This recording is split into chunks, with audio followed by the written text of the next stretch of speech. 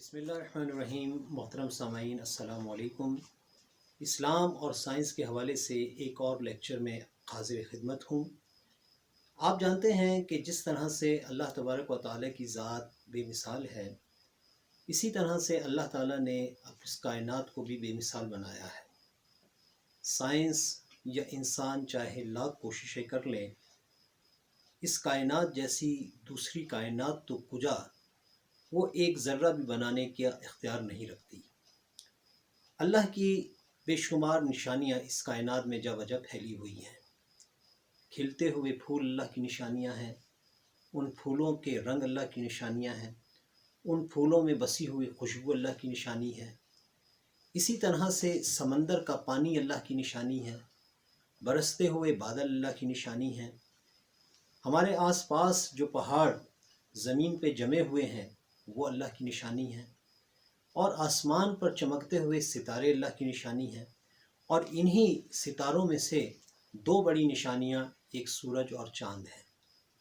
آج آپ کے سامنے میں چاند کے حوالے سے تھوڑی سی گفتگو کروں گا۔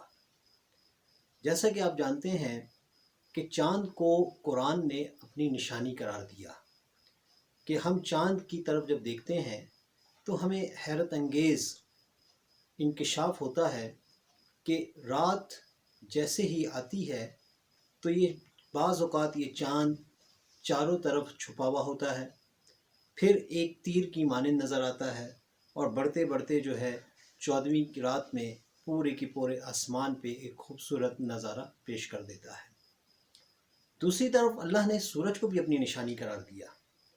سورج طلوع ہوتا ہے، زندگی کی گہما گہمی جاری ہو جاتی ہے۔ یہ کس قدر خوبصورت باتیں ہیں جو ازل سے چل رہی ہیں اور ابد تک چلتی رہیں گی۔ آئیے ہم ذرا چاند کے حوالے سے کچھ سائنسی نظریات دیکھتے ہیں، اور پھر ان کا ہم ایک تقابلہ کریں گے کہ قرآن کی آیات میں چاند کے حوالے سے کیا کچھ کہا گیا ہے۔ اللہ تبارک و تعالیٰ کس قدر جو ہے بڑی حکمت والے ہیں کہ انہوں نے چاند کو بھی روشنی عطا کی اور اللہ نے سورج کو بھی روشنی عطا کی۔ چاند کے حوالے سے ابتدائی زمانہ میں یہ نظریہ تسلیم کیا جاتا تھا کہ چاند کی روشنی اپنی ہے، یعنی یہ منعکس شدہ نہیں ہے۔ لیکن اس نظریے کو بعد میں چیلنج کیا گیا، اور بہت عرصے بعد یہ نظریہ پیش کیا گیا کہ چاند کی روشنی منعکس شدہ ہے، اور یہی نظریہ جو ہے یہ آج تک تسلیم کیا جاتا ہے۔ اس کی دو بنیادی وجہ ہیں۔ ایک تو یہ کہ چاند کی روشنی میں تپش نہیں ہے، ٹھنڈک ہے، جبکہ سورج کی روشنی جو ہے وہ اس کی اپنی روشنی ہے، اور سورج کی روشنی میں ہمیں تپش محسوس ہوتی ہے۔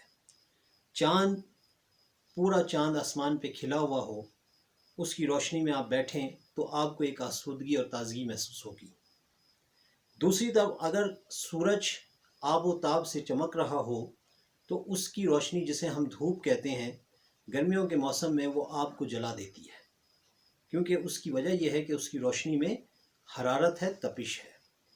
اب قرآن میں روشنی کے حوالے سے چاند کے لیے الگ لفظ استعمال کیے گئے اور سورج کے لیے الگ استعمال کیے گئے۔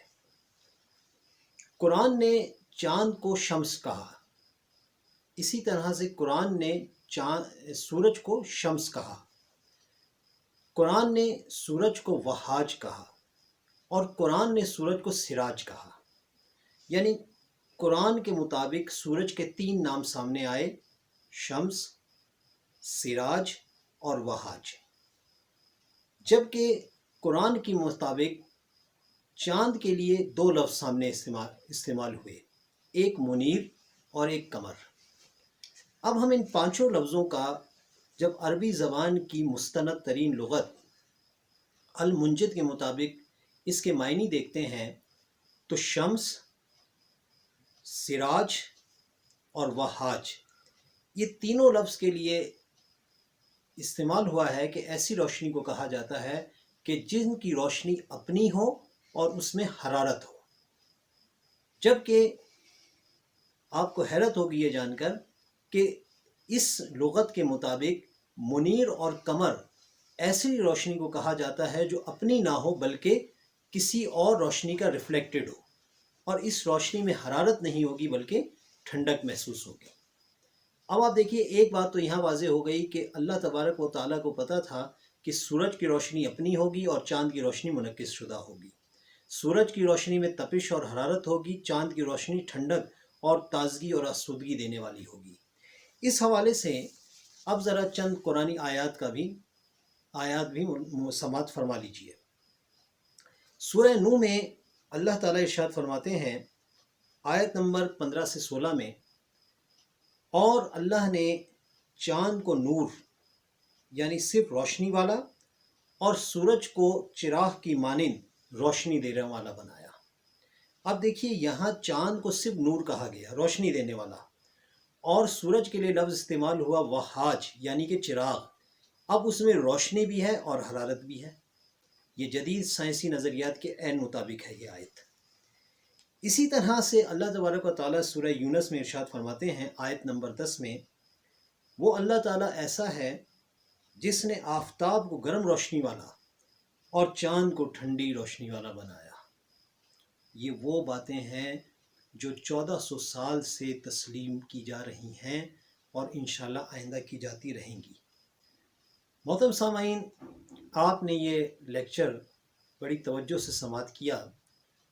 میں یقین کرتا ہوں کہ آپ اس مسئلے کو بڑی خوبصورتی سے سمجھ گئے ہوں گے کہ قرآن میں اللہ تعالیٰ نے جو بات کہہ دی وہ ایک ابدی حقیقت ہے۔ اور جب ہم قرآن سے سائنس کا جائزہ لیتے ہیں، میں نے ابتدا میں کہا تھا کہ ہم نے سائنس سے قرآن کا جائزہ نہیں لینا، بلکہ ہم نے قرآنی آیت کو سامنے رکھ کے سائنس کو پرکھنا ہے کہ قرآن یہ کہہ رہا ہے، سائنس یہ کہہ رہی ہے۔ اور آپ دیکھتے ہیں کہ جو باتیں قرآن نے کہیں یقیناً وہی باتیں جو ہے سائنس بھی صحیح ثابت کرتی ہے۔ مجھے امید ہے کہ آپ کو یہ لیکچر پسند آیا ہوگا۔ اگر یہ لیکچر آپ کو پسند آیا ہے تو اس لیکچر کو آپ لائک کریں اور شیئر بھی کریں، اور میرے اس چینل کو سبسکرائب کریں تاکہ اس طرح کی بہت اچھی ویڈیوز آپ کو ملتی رہیں۔ آپ کو بہت شکریہ۔ السلام علیکم ورحمۃ اللہ۔